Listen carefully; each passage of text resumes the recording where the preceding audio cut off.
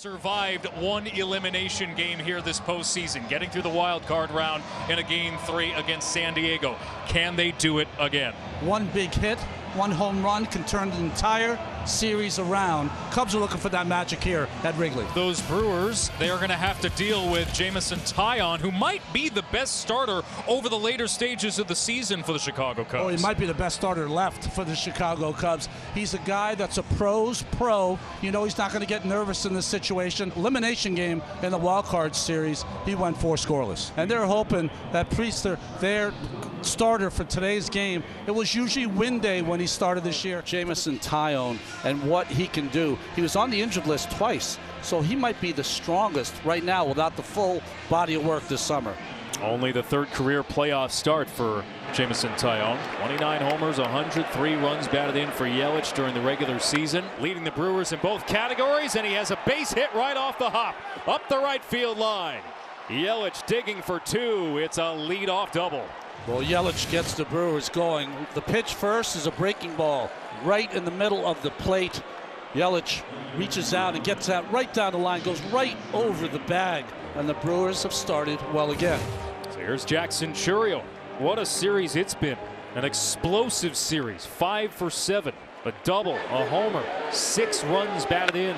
Chourio grounds one to third. Yelich has to stay put at second as Shaw makes the putout. Chourio not able to get that ball to the right side to advance Yelich and have a productive at-bat. Good pitching by Taillon. 4 scoreless innings in the clincher against San Diego in the wild card round. They need that kind of effort here today. As Turang lays off, and it's a 5-pitch walk. And that'll bring up William Contreras. They'll walk. They have the humble approach. Take the base hit. Had 9 singles in game number 1. But they can also go deep. Contreras pops it up. Where is it? Nobody sees it. It might fall. It does! Taking off from first is Turang. Nobody's at second base. Everybody's safe. Late afternoon sun at Wrigley Field, and now Craig Counsell wants to know why the infield fly rule wasn't in effect.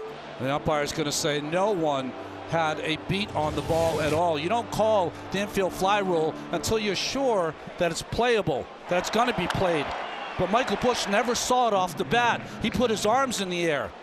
And then no play at second because they couldn't get the outfielder, Pete Crow Armstrong, into second base. See his arms up? I cannot see it. We knew that this sun would play havoc early, and it's cost the Cubs and put them in trouble. Big time trouble. Bases loaded, 1 out. Sal Frelick. The road team has scored first in the first 2 games. Problem is, after the Cubs did that in Milwaukee, the Brewers came right back as Frelick flies one to left. That might get a run home.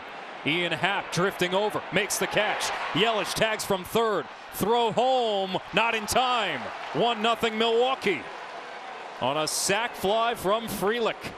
Well, there's the productive at bat by the misplay by the Cubs, by Frelick. And now Caleb Durbin bats. And Durbin with a fly ball to center, but Pete Crow Armstrong is there. And he will make the catch.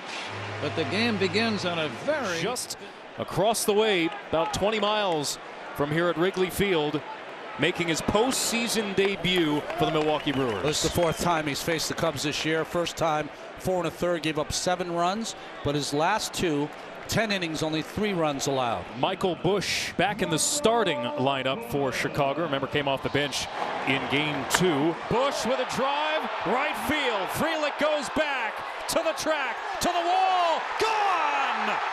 Tie game! Michael Busch, a leadoff bomb once again. In a postseason where Chicago has not seen reliable offense, Michael Busch delivers. In game 2, Suzuki had a 3-run home run that was answered by Andrew Vaughn. The Brewers score a run on a missed pop-up, and Busch turns it right around with 1 swing. There have been fireworks early in every game of this series. What an ending to the season Busch has had. He has been red hot of late. His 3rd home run in this 2025 postseason, his 2nd leadoff home run in this series. Corner now with a count of 2-2. Nico hitting .368 in postseason play. Horner with a line drive up the middle for a base hit. Again, another cutter that just spins in the middle of the plate. Nice hitting by Horner. Bullet up the middle. Now can the Cubs get a runner in scoring position? That's been a big challenge this series. Just 4 at-bats with a runner in scoring position. And ball 4. So a homer, a single, and now a walk. So for Quinn Priester again, it's been a long time since he's worked. Trying to harness the emotions of his first postseason appearance. Pitching in a ballpark that he came to as a fan, as a kid. 40,000 Cubs fans in full throat. He's yet to retire a batter. Suzuki to right field. Curling towards the corner. Frelick slides and comes up with the catch. Sal Frelick with a tremendous catch in right. That saves a run. Takes an extra base hit away from Suzuki and results in a huge first out. Well, this Milwaukee defense has been bailing out its pitchers all season long. What a play. One of the only ballparks where down the right and left field line it bays out and it plays deeper. And he made it all the way to the line, sliding catch. That's the only way you can make that play. You can't run full bore because you'll run straight into the wall. And Ian takes outside, ball 4. Horner still at third. Happ gets the walk. Let's see what Pat Murphy, the manager, wants to do with Carson Kelly coming up. 1-2 to Kelly. Swing and a miss. He struck him out. He went to the slider and he strikes out Carson Kelly for out number 2. Well, but that's the best slider he has thrown so far in this first inning. Bottom drops out of it, and the speed, change in the speed, fooled Kelly there. Despite the number of pitches, this is a successful inning. If somehow he gets through Pete Crow Armstrong. 0 for 4 in game 2. Pete Crow Armstrong delivers with a base hit to right. That'll score 2, and the Cubs have the lead in game 3. Contact-oriented indeed by Pete Crow Armstrong. Another cutter that sits right in the middle of the plate. A bullet to right field off the bat of Crow Armstrong.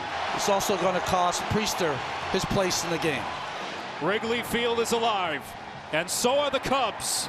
A 3-1 lead, and Priester unable to get through the first. Milwaukee used 7 pitchers in game 2 of this series, and Nick Mears will come on to pitch for the Brewers. Dansby Swanson at the plate, a 3-time All-Star. And there goes Pete Crow Armstrong, and the ball gets away all the way to the backstop. That'll score a run. Ian Happ scampers home on the wild pitch. Traffic for the Cubs, making things happen, attempting a steal. You saw Contreras coming out of his crouch early to try to throw that ball and wasn't able to handle it on his backhand. A late start by Happ, but plenty of time to get in there with the 4th run. Exactly what Craig Counsell was looking for. Chaos for the Cubs offensively. Another payoff, and Swanson lays off for ball 4. Matt Shaw looking for his first hit this postseason. This would be a good time for it. Swing and a miss, and a fastball up and in. And Mears for Milwaukee, the Cubs leading 4-1. Bowers walked in his only plate appearance as a pinch hitter in game 1, and he chops one up the middle. Swanson was shifted that way. 1 gone. How about a baker's dozen? Ball boy in the third base camera well, or ball man, they should say, getting to work out. Well, this is some at bat, some battle between Tyone and Lockridge. JMO's pitch count, that's the only thing you worry about is pitch count now. It's climbed. He's at 37 pitches here in the 2nd inning. And now the payoff. Swing and a miss. He got him. Took something off. And Lockridge finally strikes out after a lengthy battle. Tyone was able to come back on the hitters, didn't walk anyone, retired 1 on a ground ball and 1 on that strikeout. The pitch, swing and a miss, strike 3. Ready this time of year, but you're thrust into this where you have to eat some innings. Suzuki drives one towards the gap. It's down for a base hit and off the ivy. A leadoff double for Suzuki in the home half of the 3rd. I don't think we've seen anybody in the last 9 or 10 games for Suzuki hit the ball any harder. Takes outside, ball 4. Here is Pete Crow Armstrong. It was his base hit that snapped the 1-1 tie and gave the Cubs the lead. The next pitch, check swing, it's low and outside, and strike 3 called. Crow Armstrong thought he checked, third base umpire Blakeney said he swung. That's about as angry as we've ever seen Pete Crow Armstrong. And he is still jawing long range at Blakeney. That's the last thing Cubs need is for Pete to get thrown out of the game. We're getting another look at it here. And I think he did check his swing. Yeah, he did. He it was did a not bad swing. call Yeah, by Blakeney. it's not good, yeah. So that's out number 2, and the batter is Dansby Swanson. Let's see if Dansby can come through. It's a ground ball sharply hit to short. Ortiz gobbles it up, throws to first in time, and retires Swanson. And Quintana works around the lead. All the practice, this is not a normal time to see the ball out of the hitting background. Base hit to left by Frelick, past a diving Shaw at third. And Durbin lines one to right. Back-to-back opposite field hits for the Brewers, and they have something cooking here in the fourth. Well, this team can really string hits together.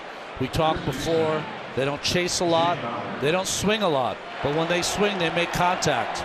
Bring up Jake Bauers. Only his second career playoff start. Up the middle from Bauers, a base hit. Frelick around third, he will score. Throw to third, not in time.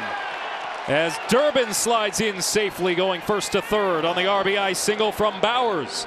And the Brewers have cut it down to 2. Again, just stringing these hits together, working the at-bat. Did Bauers, finally gets a fastball up in the strike zone and delivers with the third straight base hit. And look at Frelick, who can fly. He's going to score easily, trailing by a couple of runs, still being aggressive on the base paths. And Taillon's in trouble here. Lockridge has so much speed that you're not assured of a double play even with the ball on the ground. The last 3 hitters, all 3 wound up singling. Lockridge lays down a bunt. It's a squeeze play. Toss home. They have Durbin in a rundown. Kelly to Shaw, who runs down the line, makes a shovel play to Bush, and he will finally get the tumbling Durbin for the out. Well, this is a safety squeeze by Lockridge. And what does that mean? He is bunting, and if it's a good enough bunt, then the runner on third should come home. But he bunted it too hard, so Durbin should have probably stayed at third base. But they end up with the same situation, because in a great rundown by Durbin, both runners advanced to second and third anyway. Great job by Caleb, staying in that rundown as long as he did. So now it's second and third, 2 out, and Joey Ortiz the batter. Swinging a bouncing ball, 1 hop to third. Shaw has it, throws to first to get him. Out number 3. So far, we head to the 7th golden hour here in Chicago on a perfect night for postseason baseball. Andrew Kittredge out of the bullpen. At first pitch, it's Jake Bauers lifting this ball to left field. Happ goes back. That ball is gone! Jake Bauers with an opposite field shot. And the Brewers are within 1. Jake Bauers having himself a night here at Wrigley. A solo blast. It is 4-3 Cubs. Bauers has driven in a pair here tonight for the Brewers. You know, you were talking about the swirling wind that can happen here. That ball was aided and blown out of here by the wind. Bauers got a good piece of it, but it stayed in the air a lot longer than it looked off the bat. And here come the Brewers. Another wrinkle in the plot in a must-win for Chicago. Isaac Collins is the pinch hitter. Swing and a miss. There it was, Ron, exactly as you said. A low inside slider, swung on and missed. He probably chased ball 4. Perkins rolls over on 1. Horner makes the putout. Lineup will turn over. Here's Yelich. You know, Bauers led off this inning with that home run to left field. Yelich has tremendous power to left field as well. Ground ball back to the mound, fielded by Kittredge. Underhands to Bush in time. Inning over. Milwaukee gets a run. Chicago in October. And they get a hit here with 1 out from Nico Horner. Rounding first, staying put. 1 out single. And Horner's second hit of the night. Kyle Tucker singled his last time as he bats here with a runner on and 1 out. And Tucker puts this into right. Back-to-back hits for Chicago as they look for some insurance.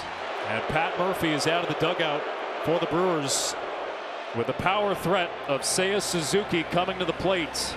Patrick, a former 4th-round pick of the Arizona Diamondbacks. Another 2-2.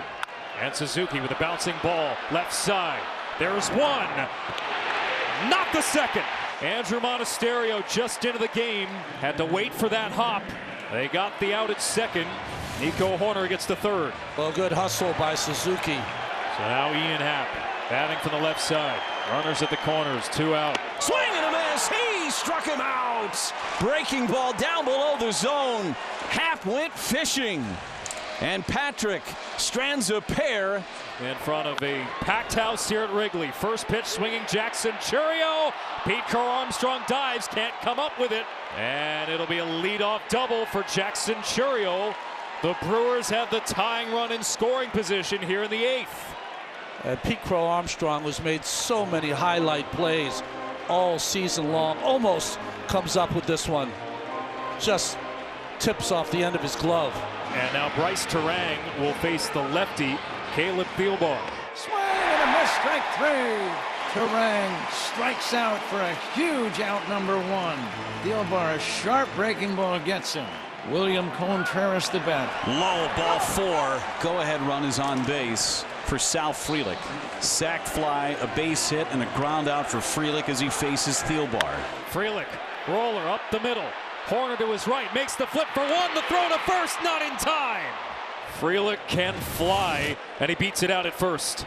I mean, there aren't many double play combos that can even make this close. Good job by Horner to get it to Swanson, the strong arm, but too much speed by Frelick.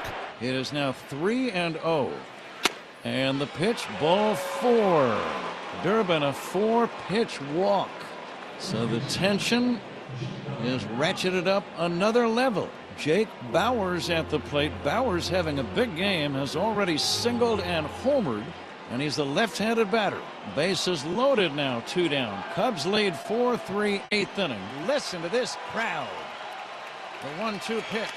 Swing and a miss, strike 3. The Brewers leave the bases loaded with the tying run 90 feet. In game 2, after the Cubs went up 3-0, Andrew Vaughn promptly answered. Cubs leading 4-3. Brad Keller on the mound. And Vaughn with a fly ball to right center.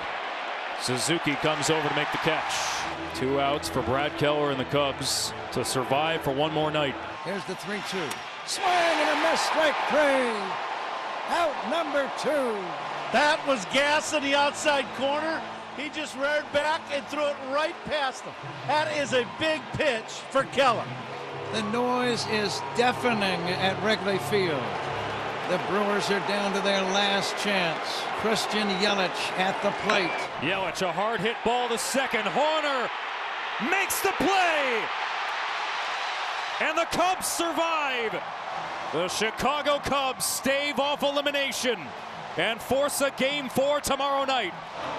Talked a lot about the Brewers bullpen. What a job by the bullpen tonight for the Cubbies. 5 innings, only 1 run allowed, and this beautiful play by Horner to his left. That ball was scalded, and he gets the final out. The 2-out hit in the first inning by Pete Crow Armstrong might have turned the tide of this series.